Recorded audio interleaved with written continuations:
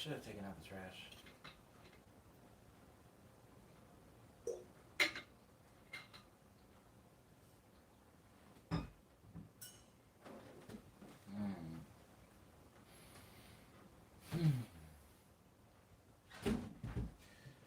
Good morning,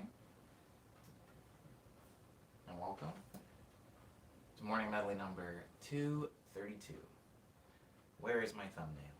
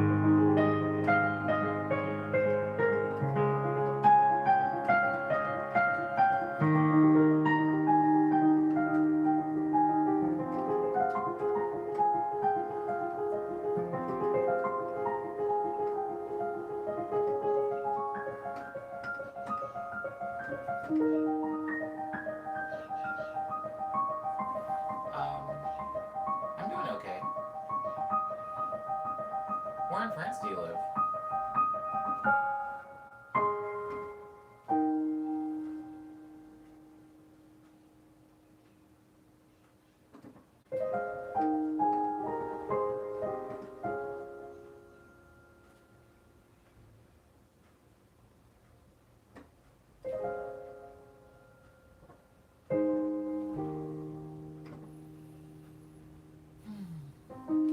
Sorry to hear that, Isaac. Yeah, that makes sense that the public pianos will be closed now, though.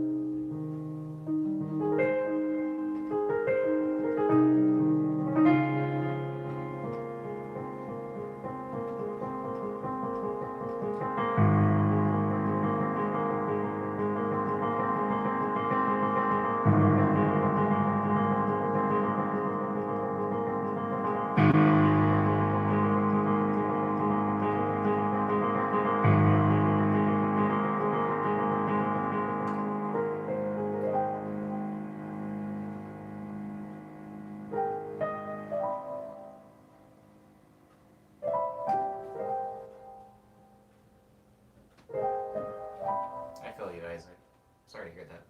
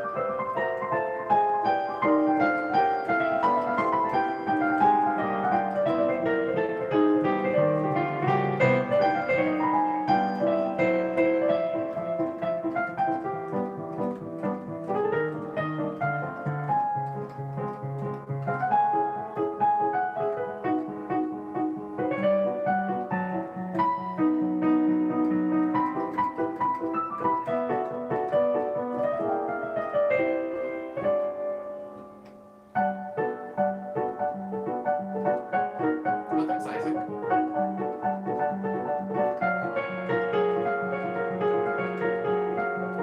Hope you enjoy your lecture.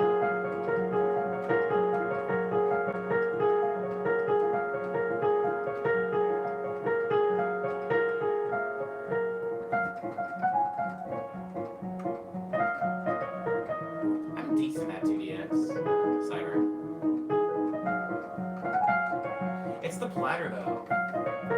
If I'm playing with the platter, like the turntable, I'm like really bad, actually.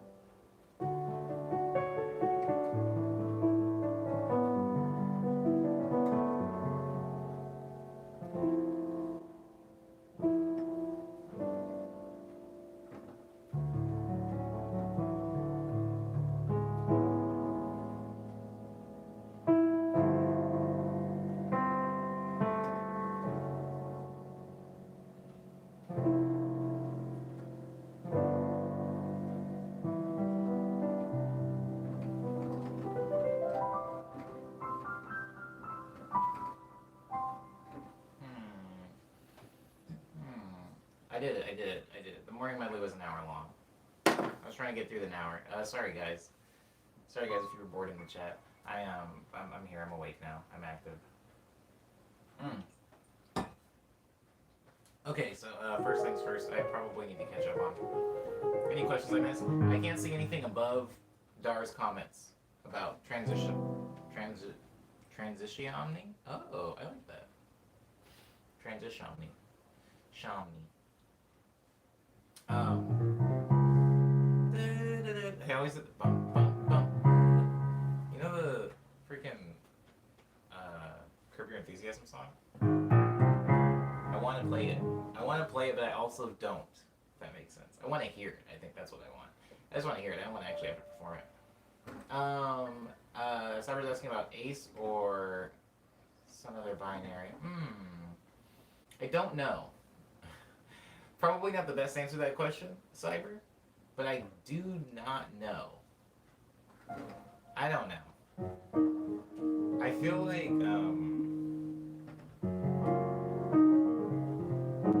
every time I try to, I mean, I guess this is musical. This is also personality-wise. I guess it also goes for romantically. Anytime I try to identify as something, it doesn't make any sense. I don't know. I'll let you know when I figure out this. Heaven help me. Even Sub says, is it crazy that I think this sounds like Aphex Twin? I don't know what I was playing that you thought sounded like Aphex Twin, but I'm going to go ahead and take that as a compliment because I don't think I'd come anywhere close to that guy, but that guy's stuff is amazing. He's great. He's great. He's good stuff. Oh, that was going to bother me, seeing that in frame.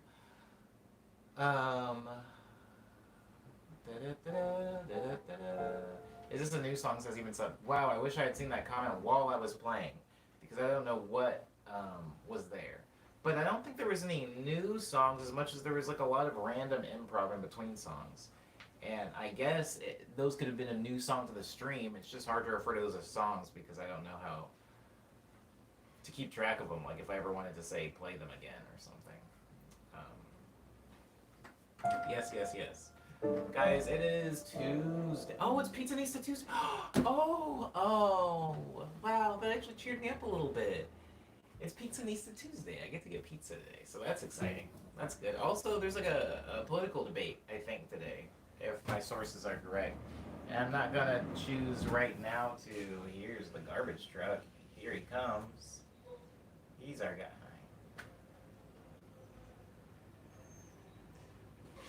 Why is he getting out of the truck? Oh, I see what's going on. Anyways, yeah, I guess I don't talk about Star because I have no idea what I'm talking about.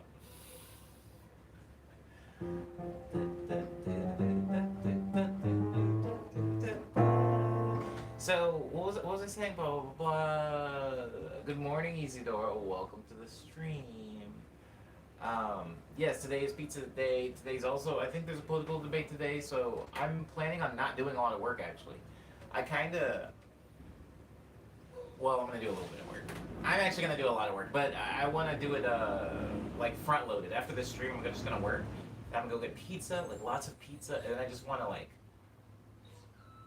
watch the political debate. Now, I don't want to get into politics or political views here, but if I'm being fair and transparent with you all here, this small crowd of people, I don't care that much about how the debate goes. I have pretty low hopes, but, okay, alright. Sadly, this is like, I don't watch sports, so this is as close as it comes for me. Like watching a national event that everybody seems to be paying attention to, this is kind of it that I'm gonna get this year. So I'm gonna watch it. Yeah, Jay, I'm gonna watch it for that reason. Good morning, by the way, Jay. I didn't see you in the stream. I didn't know you were here, but welcome. Thank you for being here. Thank you for making the time. I appreciate you. Isidore, thank you for asking how I'm doing. I'm actually doing okay today. I would say that I'm doing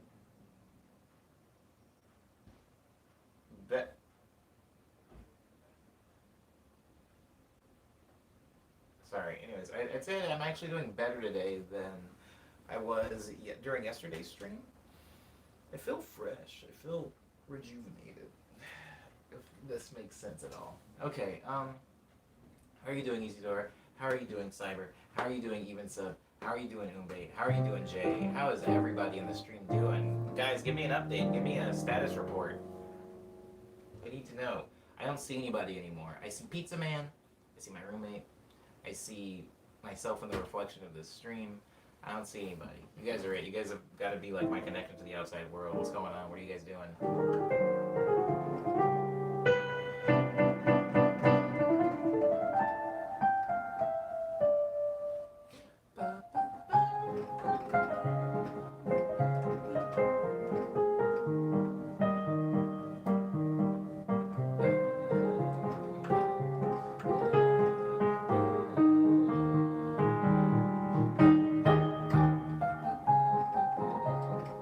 Jay has a job interview tomorrow. That's cool.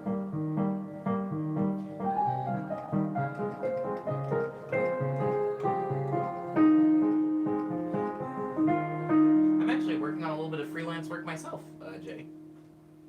That we have in common.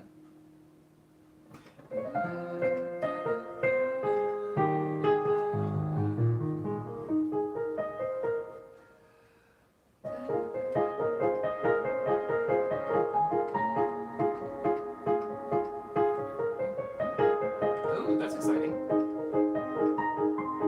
That's exciting, Cyber. What's going to be happening on the stream?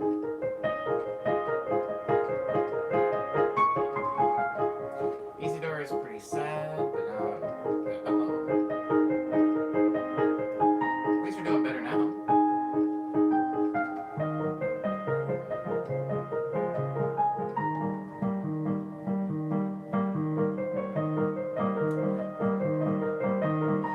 That's pretty dark, Isidore.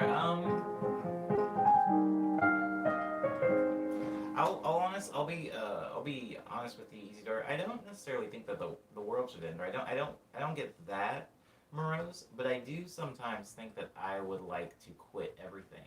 Do you ever just want to not do anything?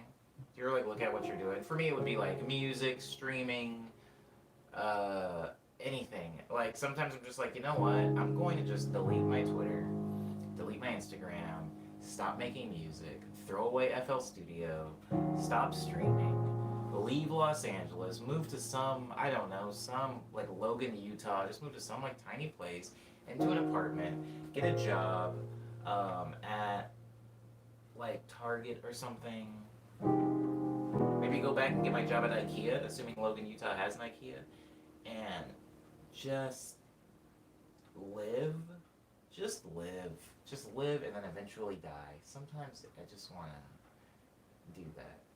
But I'm glad that you saw a ray of light and that your faith is restored in the world, at least for now. I'm glad that we brought you back. My game block is going to be wild. It's a rhythm game no one has probably heard of, but it's very close to Parappa to Rappa. Oh, interesting, Cyber. Is it also Japanese? I'm going to assume it's Japanese.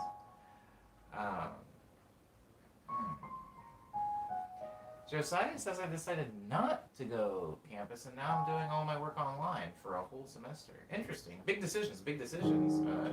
Josiah, I'm glad that you're picking a safe option, but I hope that even though you're going to be still working on stuff, I hope that you make some time to still like get out and get whatever it is you need, if indeed staying off of campus was a big sacrifice for you.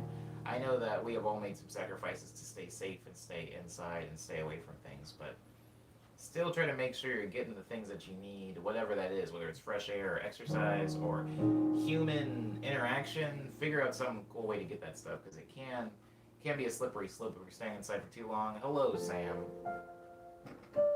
How have you been? You been well? I hope so. I hope you've been well. I hope things are well in your part of LA, your corner of LA. I feel that I always want to escape into a rural mountain town and just disappear. Yeah, I get that urge so much, Jay. I'm constantly struggling with that urge. I don't know if I'll ever be able to pull the trigger on it, because I do thoroughly enjoy my life and position where it is right now. It's just sometimes, sometimes it's a bit much. I get tired just like anybody else. It's incredibly Japanese, says Cyber, about this rhythm game that they're going to be streaming on Twitch. I was thinking just like that some days ago, says Isidore, about my whole escaping and deleting everything. It always appears the rainbow and seems that every. Oh, I'm glad. I'm glad it always brings you back around. I guess same for me, right? Same for me. I haven't had that rainbow yet this year, but I'm pretty sure it's coming, right? Yeah, you hold out. You hold out for a while.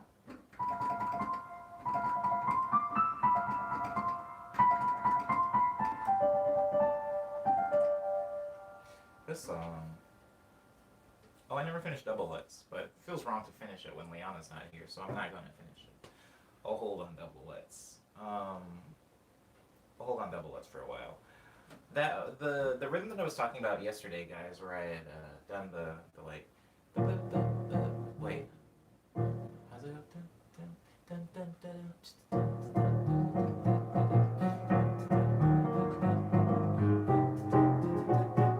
That I was working on that song a little bit yesterday. I feel like I'm getting closer. I'm so blown away and like by how quickly and efficiently I can work when somebody gives me vocals. When somebody gives me like the acapella to a song, they're like, "Hey, can you remix this?" I work so much faster and so much more efficiently. It's scary almost. Like the track that I was talking about in yesterday's stream, it's already up to like 70 tracks, like 70 layers of like music, and I mean, it's a mixing nightmare. I have to do a lot of mixing and EQing on things because I'm just doing a lot of arranging and composition stuff right now. But wow, it's really coming together. Sam is learning new things. Hmm. Vocals give you a human element you can really apply things to. Yeah, Sam. I think what vocals do specifically for me, I've noticed, if somebody gives me an acapella, like I'm doing this remix right now, they gave me this girl's vocals, and they're like, go to town. And I think somebody singing gives me constraints to work in. I can only do so much, so within that constraint, it's like I can do like a lot of weird and cool things. If somebody sings, you can pick so many different chords to put underneath it, right? But if nobody's singing, you kind of just have this big open space. It's like being in space. You don't know which way is up.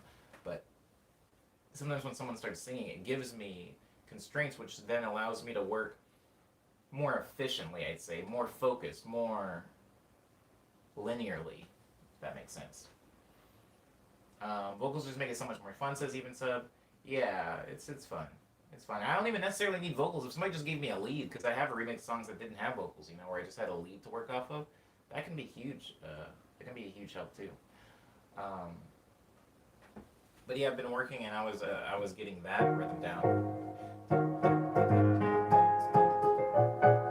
I was looking for that rhythm for a really long time. There's a few rhythms, and they're all Latin rhythms on the piano that do not come naturally to me. And well, one, they do not come naturally to me, and two, they don't really make sense to my hands, the way my hands play the piano.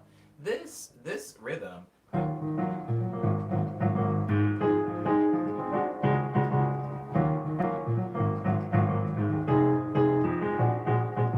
That rhythm is very similar to my I Miss You. The chords are similar to my I Miss You chords. It's just, they're like transposed a little bit, so instead of going here, here, I go here. And I've added the different.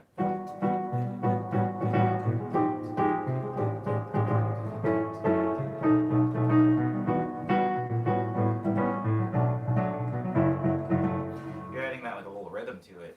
I've been like looking at and messing around with like listening to a lot of the bossa nova music and the salsa music that I listened to when I was in high school.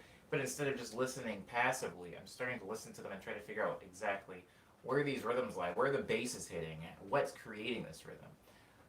Bossa nova music, like in the intro to my song Bossa Fire, the drums that are there, they're like bossa nova rhythm. The bossa nova rhythm has a lot to do with building the song. I mean, even somebody that doesn't, that's good to hear actually, Sam, doing that with art. Like, a lot of, especially when you're working with electronic music, like we can think about something like dubstep, we can think of trap music, we can think of drum and bass. Drum and bass is kind of nothing. Drum and bass is a very specific drum pattern, And if you pretty much have that drum pattern, you can do almost anything over the top of it, and people will go like, yeah, yeah, it's kind of drum and bass, or it's like a sub genre of drum and bass because it has this one drum pattern.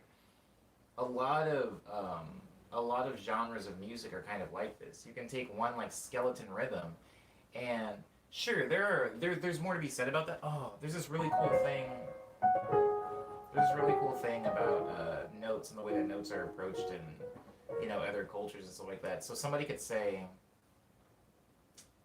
it's a really good example of it. Somebody could give you. Do you guys know what a shakuhachi is? If you don't, you do. If you don't, you do. It's like it's a wind instrument in Japan. If you looked at any anime or seen any like old samurai movies, you've definitely heard it played before. Yeah, it's like Cyber knows what it is. Don't worry about looking it up, guys, if you're not familiar with just the word shakuhachi. Just think of it as like a Japanese flute. And so this instrument is very common in Japanese culture, Japanese film, whatever. But if you simply buy it from Amazon or something like that, and you play it, you can play it, right? You can put the notes in something. For example, I have a shakuhachi in my song Shoto Clone. People that know the song Shoto Clone.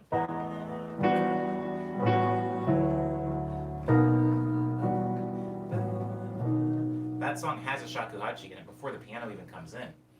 Now, actually, I think the shakuhachi starts at the very beginning of the song before most of the drums come in. So, yeah, it's riddled with the shakuhachi instrument, but it's not as simple as just getting the tool and playing the tool, right?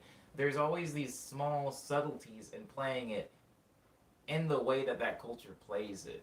If that makes sense. There's like somebody can say, well, this is a tumbao rhythm, and they can go and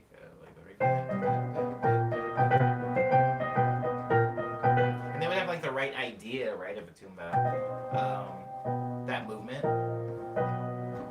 But the fact of the matter is, if you actually look at somebody that is from Central or South America that plays in like a band that plays a lot of salsa music, there's small intricacies. There's like a whole methodology and a whole theory behind playing that can't necessarily come from just looking at a YouTube video of the top-down angle, then like mimicking somebody's hands. That isn't to say that one is superior than the other. I'm just saying that there is a difference. There is a distinct difference between the two. And when learning rhythms like this, the rhythm is there, but also the chord choices that you're making also can line up in that specific style of music. Because you can take that rhythm and you can put it on anything. If you think of like waltz music, waltzing is like a time signature, right? Like the love letter says it.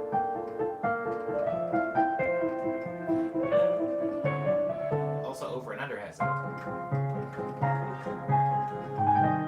But you can make that waltz time signature, that rhythm that is popularized by waltz music, and you can put it in anything. You can put it in a metal song. You can put it in folk music, and it is in a lot of like folk music. You can put it anywhere. Does that necessarily mean that music is waltz music now? No, not really, because there's a lot of other instruments and methodology that goes into making a waltz song a waltz that aren't simply the time signature of the track. And so what I'm doing now, instead of trying to ape small or trying to mimic small things about songs, like for example, if you wanted to say make your song sound more like video gaming, you could take like a square lead, right? You can take for those people that don't know what a square lead, it's just like, imagine Game Boy sound, Game Boy music. You can take a square lead, you can play almost anything with a square lead, and it'll inherently sound Nintendo-esque. But there also is a lot of methodology, and there's like more rich reasons why chiptune and video game music sounds the way it does. For example, there's like limitations to sound cards. I'm not going to go too deep into this, guys, so don't worry. But there's limitations to sound cards that'll only allow you to play so many notes at once. This sounds like a technological limitation, but it actually does color the music a specific way. Because if you only have a certain amount of notes you can play at a time, you can't play very complex chords. You know, you can't play like these big, like full, like 9 note chords and still have like a bass and like drums going on. So what a lot of old Game Boy and Nintendo games would do is they would roll a lot of the chords. They would make these arpeggios out of it because it was just less taxing on the sound card of the hardware. And so you can go and you can make chip tune, right, by just like turning on a square lead sound and then hitting up a bunch of cool like chords, like jazzy chords or full big orchestrations. But there's a fundamental part of chip tune that you would be missing, which is that they wouldn't have this many notes because there was technological limitations to having that many notes. Or let's say you can make bossa nova music, but you're making bossa nova with I don't know, like a Roland Juno G, and it's like yes, it's very cool and it sounds great, but it also wouldn't be quote unquote true to bossa nova music because when people were making bossa nova music, they didn't have analog synthesizers to incorporate. I'm not saying that anything is right or wrong. I'm just saying that there's a difference. And right now, I'm trying to learn some more of the fundamentals that make a lot of the Latin music that I've taken inspiration from, that like really make them sound the way they do. So instead of just copy and pasting or looking and mimicking, I will be able to internalize some of that some of those fundamentals that go into approaching like Latin music. I'm not necessarily trying to make Latin music. It's just I have taken a lot of inspiration from it. Obviously, like the whole reason that I even use Rhodes piano as much as I do in my songs. Like, I mean, if you're listening to Gucci or you're listening to like that Bad and Bougie remix, those songs are not bossa nova songs. Those songs are not Latin songs. But the reason that I even use the Rhodes piano is because the first time that I heard it was in Latin music, and I was like, wow, that's a really cool sound. That's a really cool sound. I want to know more about that. Things like Girl from Ipanema. There's like a lot of versions of Girl from Ipanema that are played on a Rhodes piano. Ooh. Sam says something. Something just clicked when you said genre skeletons. I would love to move into a forest and have my orchard or garden, and not read or know anything about humanity ever. That would be lovely, says Isidore. I think it would be too. I always have these things where I have this very specific, it's almost hyper specific. I would like to leave and go to a faraway place. Uh-oh. Uh-oh. Google heard me and for some reason started opening up flights on my phone.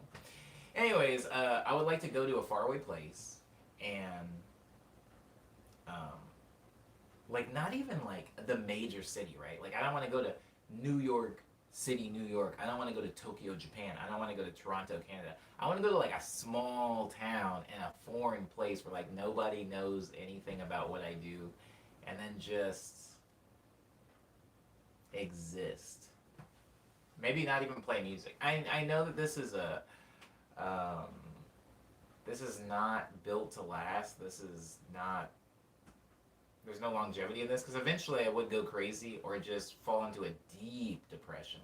But I think it would be like sometimes I just get so overwhelmed with the things that are around that I want to go the extreme opposite direction, which is like I want to go someplace where nobody even speaks the language I speak, so I could just be like in a bubble alone. Anyways,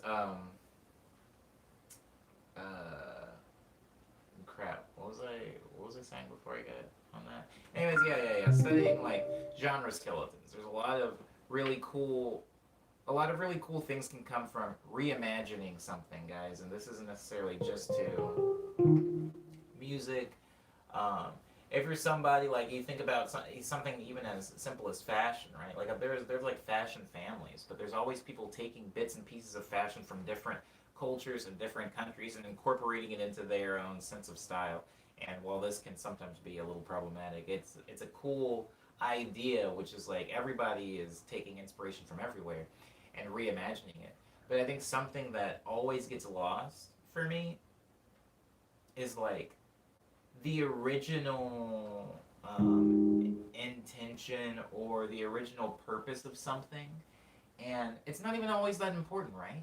It's like if you eat a star fruit for the first time, maybe it's not that important to you to eat it the way that people who live in countries that are where star fruits are indigenous. You know, maybe it's not that important to you to eat it like they do. But sometimes I'm just curious, and I would like to know, you know, what the original way um, things were supposed to go, or things lined up, or a song was supposed to be performed, or like there's a lot of times where I feel like I'm constantly watching I'm consuming the reboots or remakes of something. Like I look at the Italian Job and I'm like, oh, there was an original Italian Job, or I'm looking at Ocean's 11 and I'm like, oh, there was an Ocean's 11 before this one, or you know, I'm just always looking at things, and then there's an older version, and maybe the older version is bad or not as good, or the new version improved on a lot of things. But sometimes it's just interesting to know where the origins of the things that you consume come from, and since I consumed so much bossa nova music, and I internalized one piece of bossa nova music, which was just like rhythms.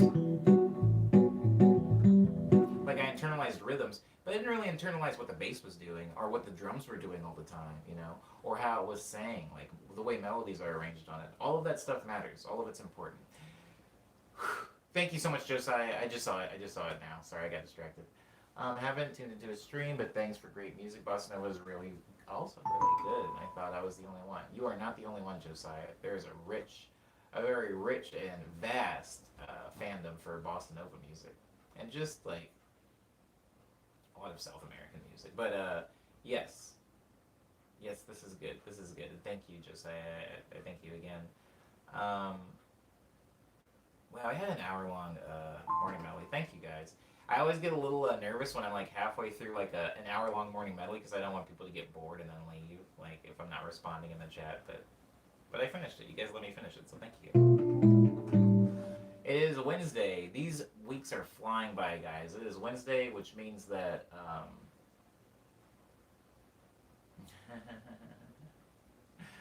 this is Jesus Christ. Sorry, these weeks are flying by. I just feel like it's constantly almost Friday. I feel like it's never Friday. I feel like it's never past Friday, but it's always almost Friday. And I feel like now it's there. We're there. It's almost Friday, so I do want to say um, this Friday will be Plunderphonics again. I think that Plunderphonics are probably going to take up the next, if I'm being fair, probably the next three production streams, because like I said, I do want to get like a good solid few of those like in production, in progress, before I move on to whatever the next genre is or the next idea is. But I feel like the last one that we started was good, and I want to go forward with that a little bit more. I'm going to be asking for, again, some samples from friends and from you all. If there's anything that you guys want to contribute, you guys want to send in a sound file, you guys want to recommend a movie scene that you think should be sampled, or a TV show scene, or whatever, I'm open. One of the mosquitoes got me again. They got me again. Point mosquitoes. But yeah, that's what we're doing Friday. Tomorrow's just gonna be a morning medley as per usual.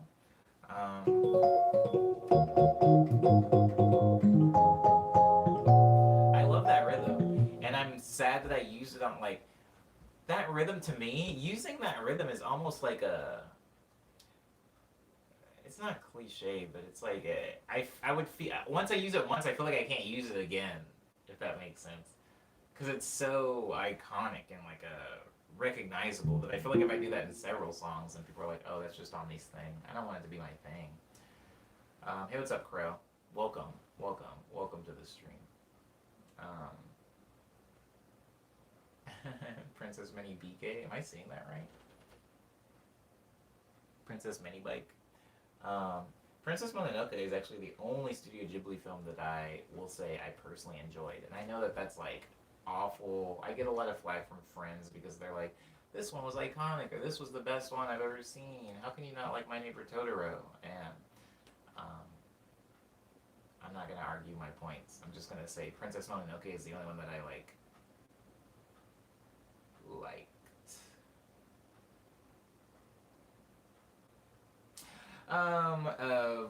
Hello, Vu Anzu. How you doing? Hope you're doing okay. Totoro is a mood that puts me to sleep. Yeah, And I mean, that can be a good thing, but for me, when I watch that movie, I get so bored. Like, unbelievably bored. And then at the end, I don't feel like there's some big payoff for me. For me personally, I think for a lot of people there is a payoff somewhere in that movie. But for me, I just feel like I watched nothing. And it's beautiful. That's the thing. A lot of those movies are beautiful. And one thing I hate that we all do, especially me, is once somebody's good at something, you no longer focus on that thing. It's like, oh, you're really good at running. We get it. But what else can you do? And I feel like a lot of times when I'm looking at one of those films, it's like, yeah, I get it. It's going to be pretty. Um, but now I want to know if it's like, if the story's going to be compelling to me. Or if somebody writes something and I know they're just always good at doing story, like the story's always good, I'm like, okay, so how's the gameplay then? And I hate that we do that. I hate that we're greedy and we always want there to be more things to be good. But that's humans, right? Um, I think I guess that's what Promare was like. Promare was really fun to look at for me, but I can't say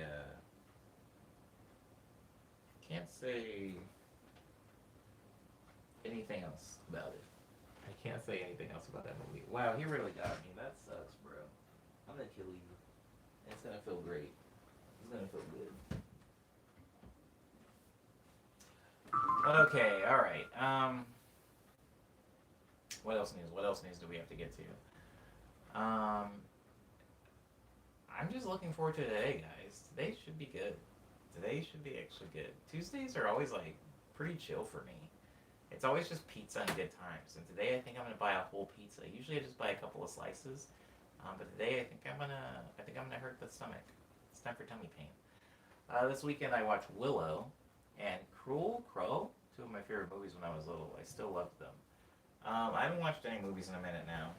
I watched all of that anime on. Oh, that's what I wanted to talk about. Oh my god, this is great. Okay.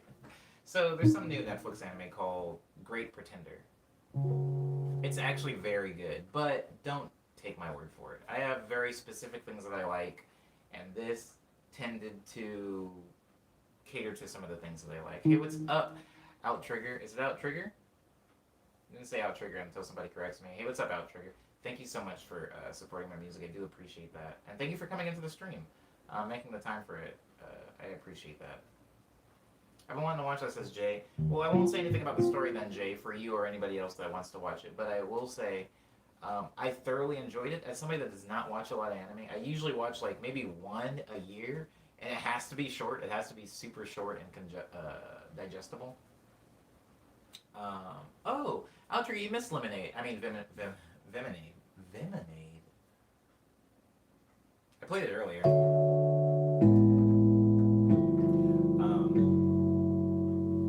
But it appeals. It appeals to a lot of the things that I like. One thing that it appeals to is like the background art. I really like the background art. I'm somebody that usually doesn't pay attention to background art because it's usually, not the focus. It's not supposed to be super eye-catching. But this show, I really thoroughly enjoyed the background art. But that's not the point that I was going to get to by bringing up Great Pretender. The point that I was going to mention about this anime is that the person who wrote it, like wrote the music for it, like the opening theme, I mean.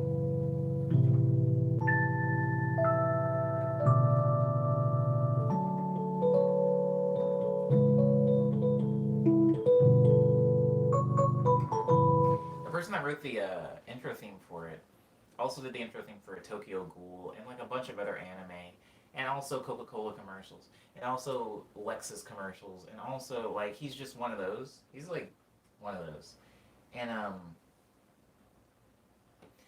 the intro to Great Pretender is very jazzy, right? There's like a lot of stuff happening. It's got like a lot of like bebop jazz feel to it. Beautiful song. I love the song. It's particularly good to me. I love this song. But something that's interesting to me that I think about, because I've listened to his other music and then I listen to this, there's not a lot of consistency between his songs, which I guess I can't really talk because I'm right there with them, right?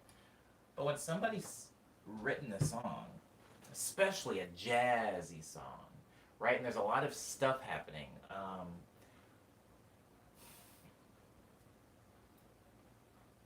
Can one person have written it? This is weird. Maybe this is like more specific. It kind of requires a lot of you guys to have listened to some jazz, but most jazz has a lot of improvisation to it.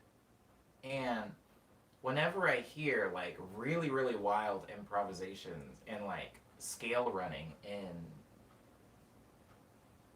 a jazz arrangement, like if you think about the intro to Cowboy Bebop, if we're staying on anime, that was done by a band, like a jazz band is credited for it. Not like one person is credited for writing and arranging it all. It's like this band did it because there's like a bass player that's wiling out, there's a drummer that's wiling out, people are going hamburger.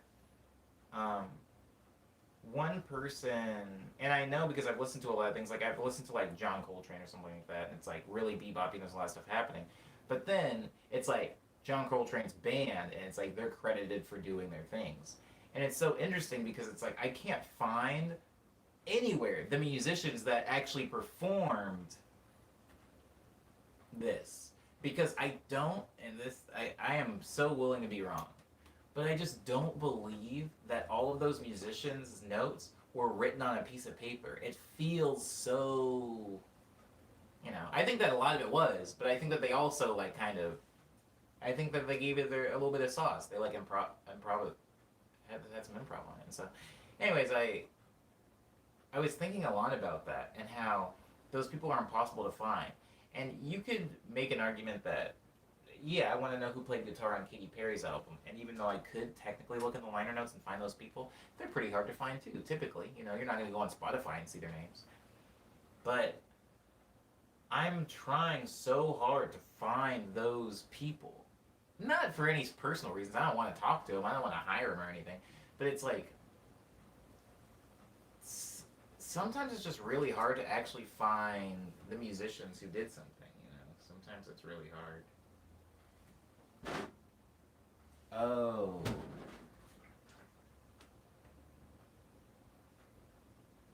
Sorry. Anyways, sometimes it's really hard to find that. And that was really interesting to me because I never wanted to. I never specifically wanted to look people up because if I'm thinking about like the guitar or the drums on a Katy Perry tune, those feel a little bit more rote. Those feel a little bit more simple, and it's like I could actually believe that they had a drum tech come in or they had a session drummer come in and just play. You've heard a Katy Perry beat, nothing too wild happening there. Maybe a couple of drum fills here and there, but it's nothing wild. But when I'm listening to something like GP, which is the opening to Great Pretender, it's like I want to see these people perform this. I want to know who performed this because this is amazing, and that's a very niche thing that I know. I'm gonna be in a small group of people that actually care about. Most people will go like, "Oh, this one dude made this song. Congratulations, one dude. This song's amazing." But I don't know. Just something to think about. Sam says there's a guy that does video game covers in jazz that does them all himself. That's dope. There's an anime called Blue Submarine, #6, with an amazing soundtrack by a Japanese big band called Thrill. Every song sounds like that Cowboy Bebop opening. Yeah, see, like stuff like that makes more sense to me, I guess. Which sucks, right? But usually when things are jazzy or just straight up jazz, I want to know who the musicians are. Because, and I know that this is like kind of maybe a divisive thing to say, but usually, good morning, Kiwi. Usually when I hear jazz music,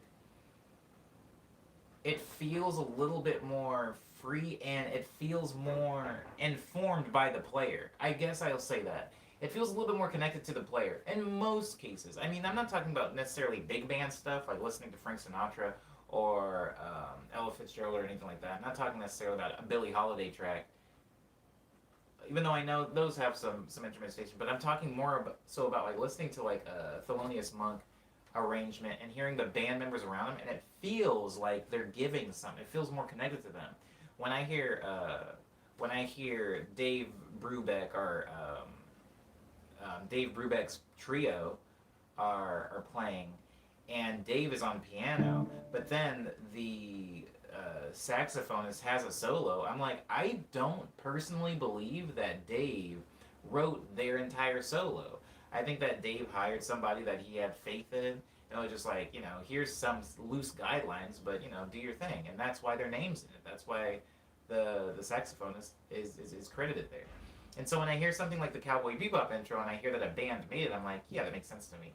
But when I hear like huge arrangements that are like jazzy and very like this person has a solo, this person has a solo, I personally connect those performances more to the humans than when I'm hearing like a Hans Zimmer score with the orchestra playing. I don't specifically personally care as much about each individual musician that's performing a John Williams score or a Danny Elfman score or a Hans Zimmer score as much as I feel connected to and care about the individual musicians who are performing, for example, the intro of Cowboy Bebop, or who are performing in The Thrill, this band that Outrigger brings up.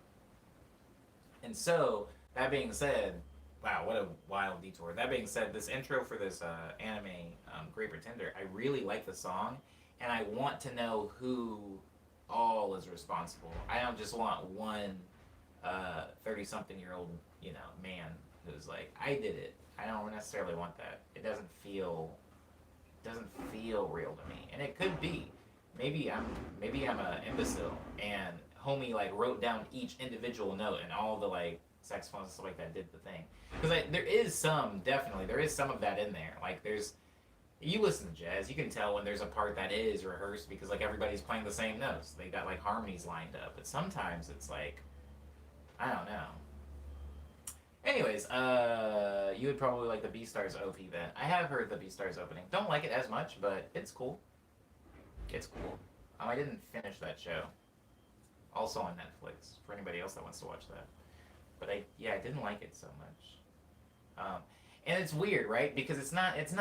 I wanna say, guys, I don't just like every jazz song that happens. For example, I didn't love the intro to Cowboy Bebop like everybody else did. It's not like you can kind of just throw any beboppy jazz thing in an anime and I'll like it. There's a very specific thing that I like that happens in this opening musically that I don't have the sophisticated enough musical vocabulary to actually describe to you all. But it's a thing that happens in music that I feel. It happens in like some Thundercat songs, or it happens in like a Lewis Cole song. And it's just a specific type of harmony and like chord change that happens, in yesterday's stream, Erwin was here and he was talking about Coltrane changes and how like a lot of people have a very positive reaction to Coltrane changes because of what they do, the way they sound. They have a very unique and peculiar sound, I suppose. And these aren't Coltrane changes, but sometimes it's just very jazzy. Like a jazz musician would look at this like, oh, that's a very simple thing that happens in a lot of jazz. I don't care for it too much. It's very easy to do. But for me, a layperson, it hits me a very specific way. Anywho, that's enough about jazz anime openings. There's this director from England named Mike Leigh. Says Lee, Lay, Lie. I'm gonna say Lay, Sam. That would get a bunch of improv actors together in a room and write the script. Hamza says, am I late? Hamza, yes. Hamza, the stream started an hour and 40 minutes ago. It starts at 9 a.m. my time every weekday morning. I don't know what time it is where you are, but whatever was an hour and a half ago, roughly, is when I started. And when I start every morning. A lot of those mumblecore movies are mostly improv as well. You know what's funny, Outrigger? I was somebody that actually liked mumblecore movies, but I didn't know that they were called mumblecore movies until 2019. Somebody was like, oh, I don't really like mumblecore. And I was like, what the heck is that? And they were like, they started riddling, like rattling off names of movies. And I'm like, oh, there's a name for those? But, yeah. Yes, I believe that. That's actually pretty cool, though, Sam, about that director. I mean, I hope it turned out something good. I don't know that I've ever seen anything by Mike Leigh.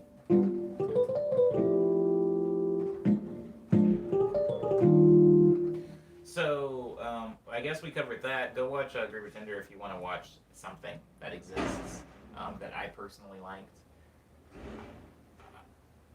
I will say, Most of the reason I liked it is because of the opening and the art. I really like the backgrounds on this, and the story wasn't bad. The story wasn't bad. It's hard for me to recommend this story because I feel like if I recommend this story, people are going to recommend me a lot of things based off of my viewing of this, and I don't want that. That is not that's what I don't want. Okay, guys, I'm gonna start going over a little bit of news, I guess, and then we can start wrapping it up, I suppose. Yeah, they're great. He would just give them an emotion and a scenario, and they would play off each other without knowing. His intention was to get more real reactions from people. That's pretty interesting. Hmm.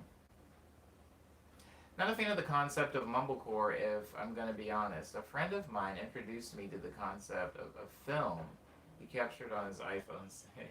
I guess they got better since then, but yeah. Okay, let me back up. Mumblecore, at least the mumblecore that I saw, I think that the reason I liked it is because it felt very. It was almost like film counterculture, where it felt like things weren't as organized and it felt more palatable to real life. I was like, wow, this is just like real life. Um, but it's interesting, right? Because I don't like slice of life anime or anything like that. I don't know. It hit a very specific. Would I like mumblecore today? Maybe not. But during the time when it was, everywhere, I was watching. I think it coughed up a lot of like very forgettable movies. What would you call? I don't know if these are necessarily called mumblecore, but what would you call that weird time of movies? There was movies like Dan in Real Life. What are we calling these movies? We can't. And don't say indie film because I feel like the word indie film means nothing to me anymore. But like Dan in Real Life was one. The Skeleton Twins is kind of one. There is this one thing with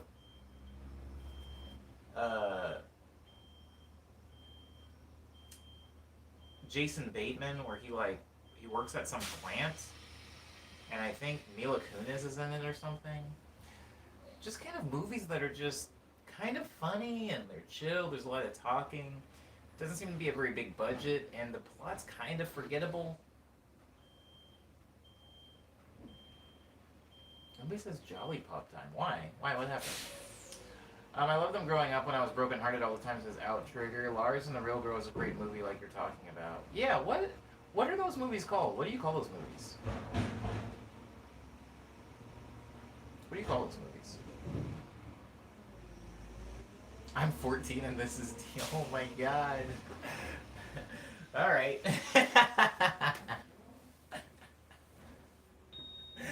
Oh man, Crow says not even 2 hour stream we're ending. I do apologize for that. I know I'm supposed to get in at least 2 hours.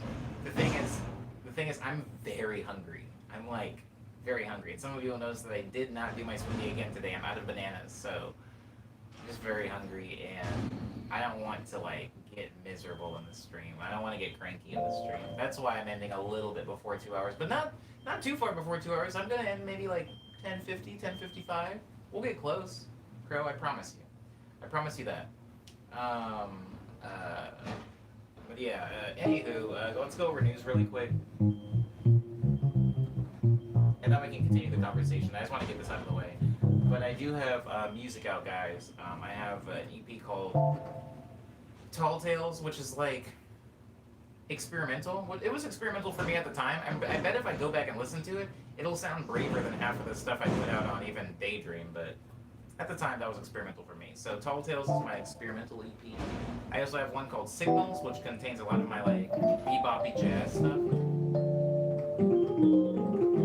I don't have any merch right now, Outrigger. Probably not until next year. Got pushed back. Also, after Signals, I also released something called House of Omni, which is it's like a collaborative EP. Every single song on House of Omni was made by me and a friend of mine. So there's a song that I have on there with Mars. There's a song I have on there with Academy Garden. There's a song that I have on there with what's another one? Arinor. So it's a collaborative EP.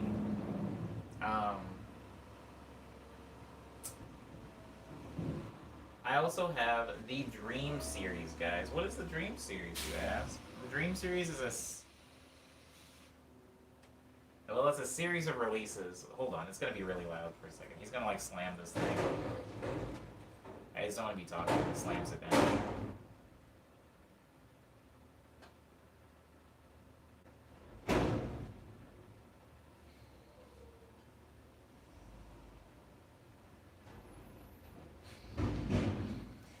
Okay, the Dream Series is a series of loosely connected releases that I've done over the past 6 years. The first one was called Nice Dream. It's really like bubbly and cute and fun. The second one's called Love Dream. It's more of like a love story, but still bubbly and cute. After that, I have something called Speed Dream. That's actually almost an audiobook that like covers a story about a street racing gang in a fictional city that I made up. After Speed Dream, I have one called Daydream, which is like drum and bass, orchestral break beats. It's very fast but slow, if that makes sense. Frenetic drums, but very beautiful and lush chords and stuff like that. After that, I released something called Lush Dream, which is the longest release I've ever done at 33 tracks. And it's very chill, lo-fi hip-hop adjacent, I'll say. I don't want to call it lo-fi hip-hop. I will say that it's just chill, loungy beats. And that's called Lush Dream again. After Lush Dream, I did release 2 companion EPs, one called Quick Breath, which is housey, and the one after that called Ego Death, which is very ambient, the most ambient thing that I've ever put out. Very, very chill, very sleepy, reverby, delay type music. So check that out if you get a chance. All of those things can be found on Bandcamp, SoundCloud, Spotify, iTunes, Apple Music, Google Play, Amazon, MP3, Tidal, Group, Deezer, Pandora, Napster, and YouTube. I don't know who this person is, so Trigger. I don't know who Neil is. Neil's releasing a new Mouth album tomorrow called Mouth Dreams. That's kind of cool. No relation. No relation, but that's cool. Also, yes, as far as merch, since Outrigger did ask about merch, I did have some merch coming. I had a lot of things coming, Outrigger. It's really sad time to discover Omni Boy this year, huh? I had like merch, I had a tour, I had like a body of music that was coming, but with all of the world being in the state that it is right now, I didn't feel it. I could have done it. I could have still released that music. People are still doing it. I could have released the merch too, but I feel like there's a certain level of enthusiasm that I like to have when releasing things, when performing things. I don't want to get up on stage and perform when I'm like depressed. I've had to do it, but I don't. If I have control, I would like to not do it. And so I chose to push everything back until we as a country, and I as a world, are in a little bit of a better place for that. But I appreciate that sentiment. I would love to I almost tweeted that one time. I was like, because I printed out a bunch of stickers for my Japan tour and I gave them out for free for anybody that paid for a ticket to come see the show. It came with a sticker, and I kind of want to know where those stickers are. I want to know where people put them, what people put them on. I badly want to know. But anyways, stickers will be part of the merch when my merch does come out. Oh, this song that I'm playing right now is called Hush Hour. It's usually the last piece of music that I play in the streams.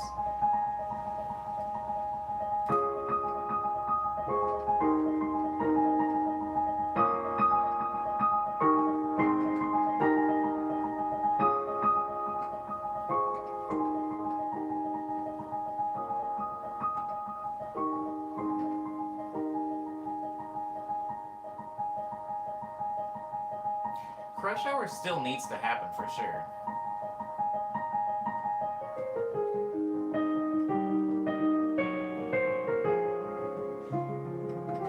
What happened, Cyber? Oh, I didn't play the keyboard sounds. Thanks, Cyber. What are we on? 232?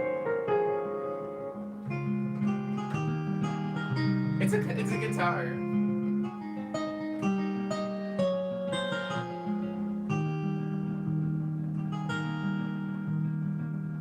What was 231?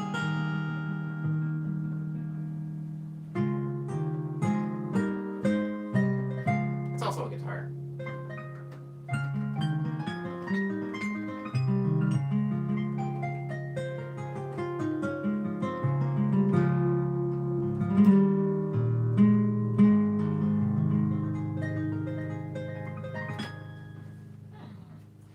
sound like a harpsichord guitar, doesn't it, Crow? Thank you for reminding me before I got all the way through Hush Hour. Cyber, it does kind of sound like a lute, doesn't it? Okay, I think that's gonna do it. Unless anybody has any last minute questions. That's actually I might use this in something. 232 specifically.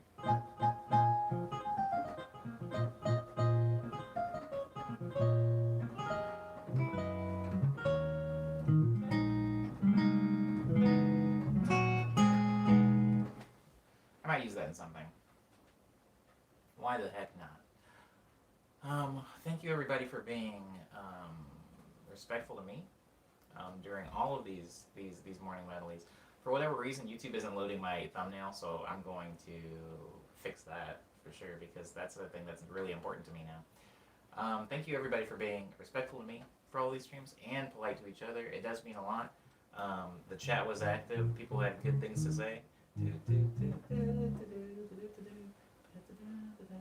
People were supportive of each other, and I appreciate that. Thanks, Easy Door, for making it out. I will be back here at 9 a.m. tomorrow, not for a recap of the political debate, but for another morning medley, and so that we can talk more about what the Friday production stream is going to look like. We can talk about if there's anything that you guys would like to send, sound things you would like to send me to incorporate into the song, or you can even just send me a YouTube video of the clip, and I'll just rip it myself. We can talk about how to send me those things, the best way to send me those things. But until then, I hope everybody enjoys the rest of their Tuesday. Oh crap! It's only Tuesday. Wait, did I say it was Wednesday in the stream? It was definitely acting like it was Wednesday. I was saying that Friday was soon. It's not soon at all. Anyways, yeah, I hope everybody enjoys the rest of their Tuesday. Please do something chill. If you end up watching the political debate, try not to get too worked up or bummed out or anything over it. Yeah, just stay okay, everybody. I've got 56 cutout sounds from Omni streams. That's wild. That's scary. Okay. I'll see you guys here tomorrow. Abo, everybody. Freaking mosquito, man. They're really the worst. They're the worst bug.